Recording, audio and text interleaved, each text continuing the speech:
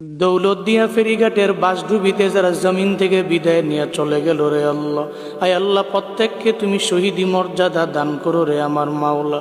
আয় আল্লাহ কান্নার আওয়াজ, আয় আল্লাহ বাবা কান্না করে নিজের সন্তানের জন্য, স্বামী কান্না করে স্ত্রীর জন্য। একজন বাবা কান্না করতেছে, ওই বাবা কান্না করতেছে, বলতেছে সবাইকে, এই লোকেরা তোমরা যাও বাস থেকে আমার কন্যা সন্তানটারে, শিশু বাচ্চাটারে উদ্ধার করো।